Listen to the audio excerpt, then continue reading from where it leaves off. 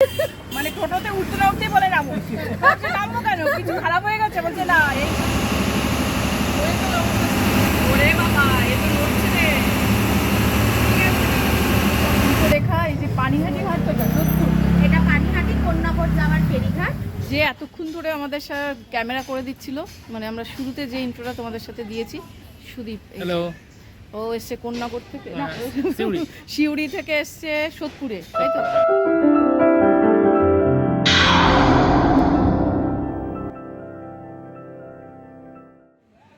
Hi friends, welcome back to my YouTube channel Lipi's creation এবং Facebook profile Lipika গুরু ঠাকুরতা থেকে যারা যারা আমার ব্লগ দেখছো আজকে, তাদের সকলকে জানাই অনেক অনেক আন্তরিক শুভেচ্ছা এবং ভালোবাসা।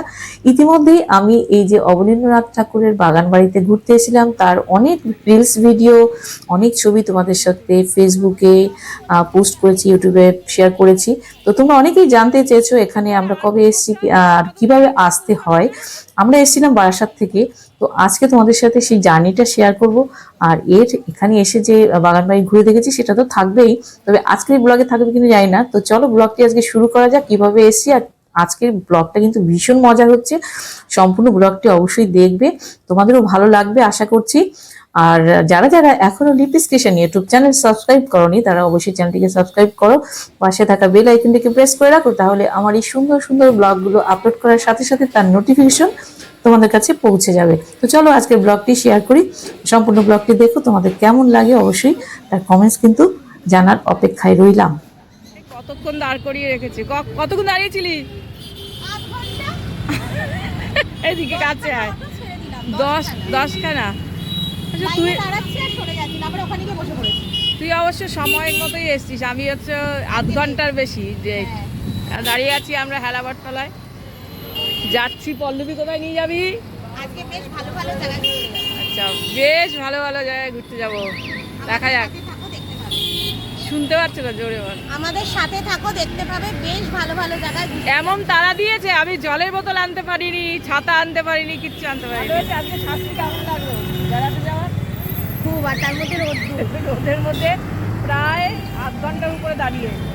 আমি 10টা 12টা বাড়িতে গেছি, তিনটে চেঞ্জ করে করে।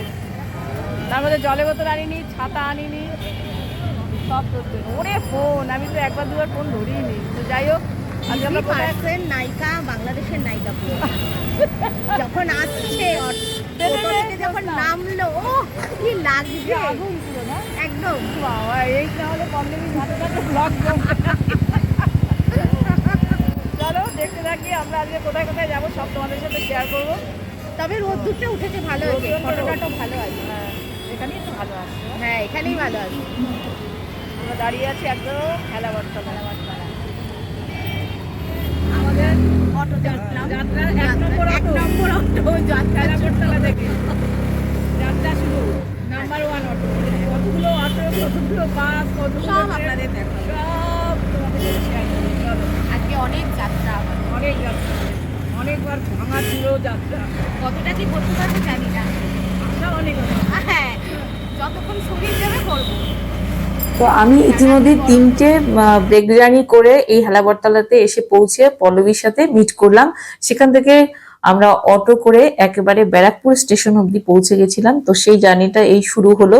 তো আমার বাড়ি থেকে হেলাবরতলা আসতে সময় লেগেছে মানে এই 15 মিনিট মতো লাগে। তার মধ্যে 3টে, মানে আমার বাড়ি থেকে প্রথমে হাটখোলাতে আসতে হয়, হাটখোলা থেকে আবার চাপাডালিতে যেতে হয়, চাপাডালি থেকে আবার টোটো বা অটো বা বাস করে হেলাবরতলায় আসতে হয়। তো এই আমার 3টে ব্রেক জার্নি কিন্তু অলরেডি ডান। তো তারপরে শুরু হলো পল্লবীর সাথে যেখানে আমরা যাব, অবনীন্দ্রনাথ ঠাকুরের বাগান বাড়ি। সেখানে যেতে গিয়ে ফার্স্ট অটো তোমাদের সাথে বললাম, আমরা উঠে পড়লাম। তো এখান থেকে পৌঁছে আমরা যাব ব্যারাকপুর। ব্যারাকপুর থেকে আবার আমরা কিভাবে যাব সেটা বলছি। তো এখানে যাওয়ার জন্য তোমরা যে যেখান থেকে থাকো সেখান থেকে সেইভাবে যেতে হবে। আর বারাসাত থেকে আরো একটা উপায় যাওয়া যায়, যেটা মধ্যমগ্রাম হয়ে, সোদপুর হয়ে, পানিহাটি হয়ে যাওয়া যায়। তো আমরা পৌঁছে গেলাম বোধহয় সেকেন্ড অটো। তো আমরা ব্যারাকপুরে পৌঁছে গেছি, একদম স্টেশনের পাশ থেকে, দাদা বৌদি বিরিয়ানির দোকানের পাশ থেকে চলে গেছি। গিয়ে এখানে সেকেন্ড অটোতে আমরা উঠেছি পানিহাটি ফেরিঘাটে পৌঁছে যাওয়ার জন্য। মানে কাউন্ট করবো বললি, এবারে আসল জায়গায় এসে ভুলে গেলে হবে। সেকেন্ড ওকে, কত নম্বর অটো, রোদ খাটা করছে, আমার মাথা আমরা পাগলের মতো ঘুরে বেড়াচ্ছি। আর এরপরে টোটো, তারপরে লঞ্চ, এই মানে নৌকা আর কি, বোট। আর আমরা এখানে একটু নেমে ব্যারাকপুরে ইয়েছিলাম। হ্যাঁ, ওটা ওই ভদ্রলোককে যদি একটু বলতেন যে ভীষণ মজা করছিলাম আমরা এখানে। আমি বলছিলাম যে এখান থেকে কেন এলি, সোদপুর থেকে গেলেই তো হতো, বারাসাত মধ্যমগ্রাম থেকে সোদপুর থেকে হয়ে। সেটাই পল্লবী ফোনে ওই সুদীপের সাথে আলোচনা করছিল যে আমরা বোধহয় অনেক ঘুরে ঘুরে এসেছি।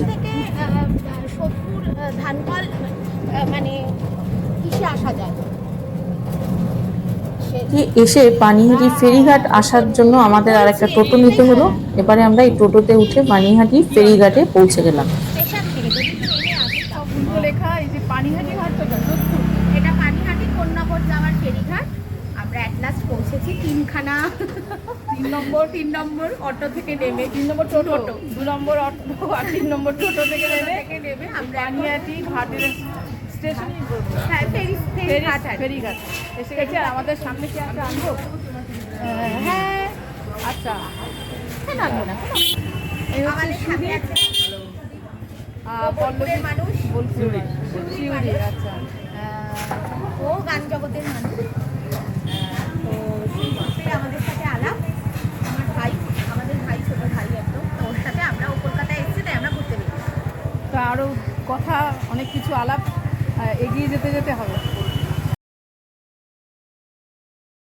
তো আমরা গঙ্গার এখানে এসে পৌঁছে গিয়ে এত আনন্দ লাগছিল, এত মজা করছিলাম। অনেক কথা ছিল এখানে যেগুলো আমাকে পরে মিউট করতে হয়েছে, আমার একটু প্রবলেম হয়ে যাবে সেই জন্য।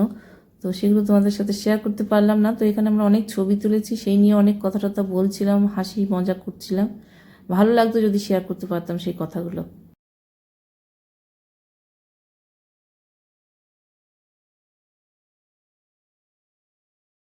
তো আমরা বেরোলে পরে এরকম নানা রকম মজার মুহূর্ত কাটাতে থাকি। আর সেগুলো আজকে তোমাদের সাথে একেবারে যেটাই ছিল ভিডিওতে, কোনো এডিট নয়, একেবারে সেটাই তোমাদের সাথে শেয়ার করছি। তো ভীষণ ভালো লাগছিল সেই দিনটা, আমাদের সময়টা ভীষণ ভালো কেটেছে।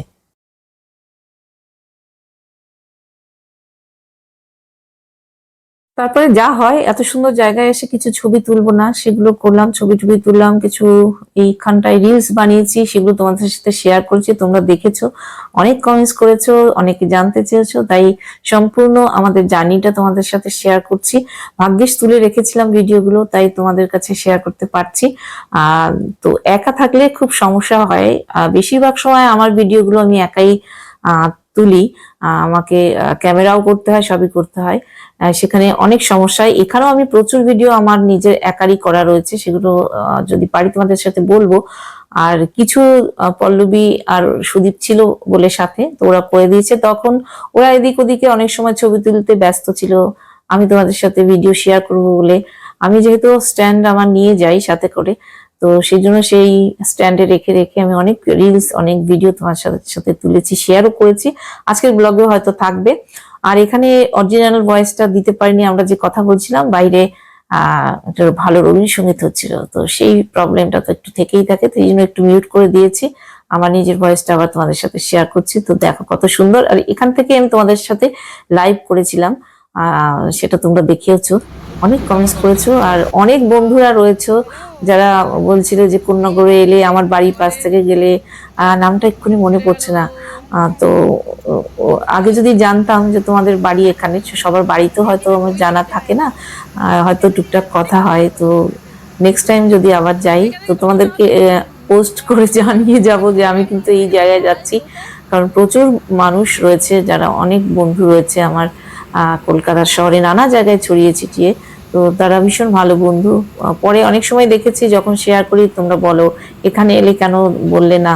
তো নেক্সট টাইম আমি ভাবছি কোথাও এরকম বেড়াতে গেলে তোমাদের সাথে আগে থেকে বলে যাবো, তাহলে কাছাকাছি বন্ধুরা তোমাদের সাথে আমার দেখা হয়ে যাবে, ভালো লাগবে। তো দেখো কি সুন্দর একটা দৃশ্য।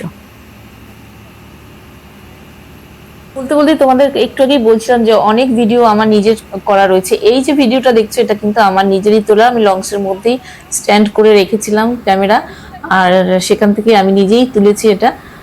একটুখানি ঘুরিয়ে দিয়েছিল সুদীপ, আর এরকম ভাবে অনেক ভিডিও আমি নিজে করি, কারণ পল্লবী আর ওরা একটু নিজেদের ছবি টবি তুলতে ব্যস্ত ছিল। এই যে দেখো আমি স্ট্যান্ড টেনে টেনে এরকম ভাবে একটু সরিয়ে সরিয়ে নিজে ভিডিওগুলো করি। আর অনেক ছবি আমি নিজে তুলি, আমি অনেক সময় ছবি পোস্ট করার সময় লিখেও দিই ক্লিক লিপিকা গ্রহ ঠাকুরতা। তো অনেকেই তোমরা বলো যে তুমি দাঁড়িয়ে রয়েছে এতটা দূরে কি করে ছবি তোলো, তখন তোমাদের আমি একদিন বলেওছিলাম যে আমি সেন্সার যেটা থাকে আমার মোবাইলে আমি হাত তুলে বা অনেক সময় অনেকের অনেক কিছু করা থাকে সেইভাবে ছবি তোলা যায়। আমি স্ট্যান্ড করে রাখি, স্ট্যান্ড বাই করে রেখে আমি অনেক ছবি প্রায় ছবি আমি নিজেই তুলি। তো সেটা অনেকে বলে, আমার মেয়েই সেদিন বলছিল যে মা তুমি এখানে এটা কি লিখেছো, ক্লিক বাই লিপিকা গুহ ঠাকুরতা। আমি হ্যাঁ আমি তুলেছি। বলছি তুমি এখানে দাঁড়িয়ে রয়েছো, তুমি ছবি তুলেছো? আমি আমি এরকম ভাবেই ছবি তুলি। তো এরকম ভাবে ভিডিওগুলো আমি এরকম ভাবেই করি। তো সমস্যা অনেক হয়, অনেক টাইম লাগে, ধৈর্য হারা হয়ে যায় এক এক সময়। তো করতে হয়, কেউ না থাকলে কি আর উপায়। এই যে দেখছো এই ভিডিওটা সম্পূর্ণই আমার করা, সেজন্য একটুখানি আড়ে হয়ে গেছে, কারণ এইটাকে আমাকে আবার পাল্টাতে হলে এই জায়গাটাকে আমাকে এসে পাল্টাতে হবে, সেই জন্য এই ভিডিওটা এইভাবে আমাকে নিতে হয়েছে। কারণ স্ট্যান্ড বাই করা, রোটেট করতে গেলে তো আমাকে আসতেই হবে, রোটেটটা তো আর সেন্সার দিয়ে হবে না। তো সেটা অনেক সময় এরকম হয়ে যায়।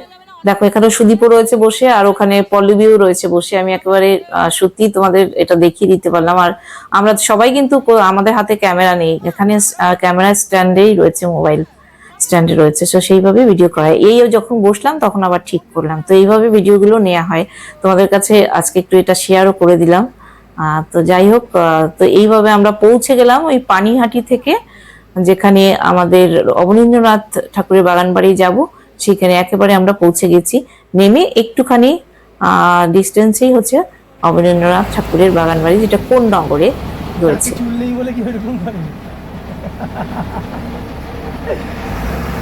মানুষের মডিফাইড হয়েছে, স্টাইলিশ করবে।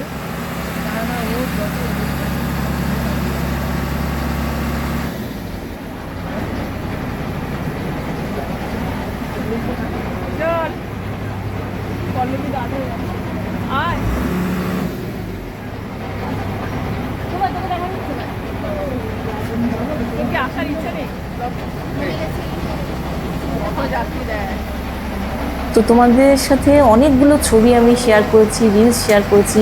এই যে এই জায়গাগুলোতে বসে আমরা একদম লঞ্চ থেকে নেমে এই জায়গাগুলোতে বসে ছবিগুলো তুলেছিলাম। এখানকার রিলসগুলো তোমরা দেখেছো, প্রচুর কমেন্টস করেছো, তোমাদের ভালো লেগেছে জানিয়েছো। এই আমরা লঞ্চ থেকে নামলাম, তারপরে নেমে এখানে কিছুক্ষণ আমরা ছবি তুলছিলাম, সেটা তুলতেও পারছিলাম না। যে টার্মিনালটা রয়েছে ওখানে আমরা রিলস বানাবো ভাবে ঠিক করছিলাম, কিন্তু ওখানে বললো যে আপনারা এখানে বেশিক্ষণ দাঁড়াবেন না, তাহলে অন্য প্যাসেঞ্জার না ঢুকতে পারলে, আপনারা না বেরিয়ে গেলে আমাদের লঞ্চ পরেরটা নেক্সট যেটা যাবে সেটা ছাড়া যাবে না। তো সেটাও করা গেল না। তারপরে আমরা ওখান থেকে টোটো নিয়ে আবার পৌঁছে যাচ্ছি এই আমাদের গন্তব্যে, পড়শিনগর।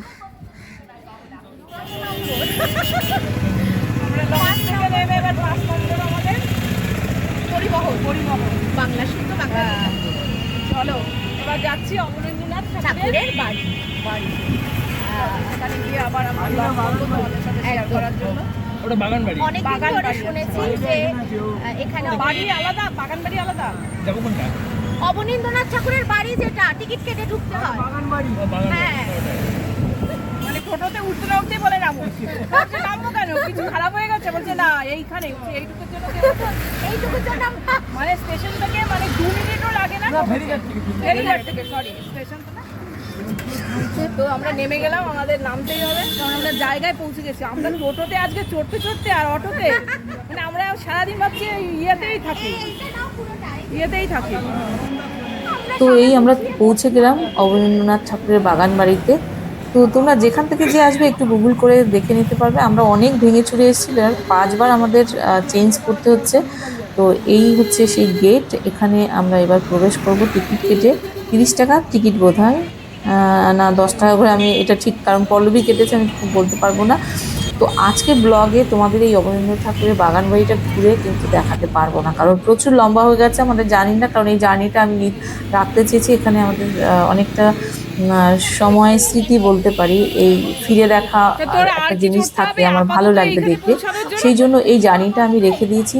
কারণ এর সাথে যদি আমি বাগান বাড়িটা ঘুরে দেখাই অনেক বড় ভিডিও হয়ে যাবে, তো সেটা আর করলাম না। নেক্সট ভিডিওতে তোমাদের কিন্তু দেখতে হবে বাগান বাড়ির ভেতরটা। আমরা যে ছবিগুলো তোমাদের সাথে শেয়ার করেছি, প্রচুর ভালো ভালো ভিডিও রয়েছে, সেগুলো তোমাদের পরবর্তী ভিডিও ব্লগে দেখতে পাবে।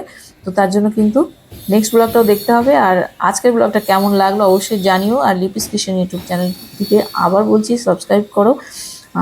তোমাদের লাইক কমেন্টস একদম জানার জন্য ওয়েট করে থাকি। ভালো লাগলে অবশ্যই বলো। আর ভালো থেকো সকলে, দেখা হচ্ছে পরবর্তী ভিডিওতে। তো আজকের মতো টাটা। এটা হচ্ছে টিকিট কাউন্টার, আর একবার বলে দিচ্ছি, এই যে দেখো নাম লেখা রয়েছে, একদম সোজা ওই গেট থেকে ঢুকে গিয়ে ভেতরে বাগান বাড়ি। তো সুদীপ ছিল আমার সাথে, সিউড়ি থেকে এসেছিল সুদীপ চক্রবর্তী। আর পল্লবী দাশগুপ্ত আমার গান বন্ধু, আমার বোনের মতন। ও প্রায় সময় আমার ব্লগে থাকে, কারণ ও আমার সাথে, ওর সাথে আমি ঘুরতে যাই। ও আমার সাথে না, ওর সাথে আমি ঘুরতে যাই, কারণ ও প্রায় বিভিন্ন জায়গায় ঘুরে বেড়ায়।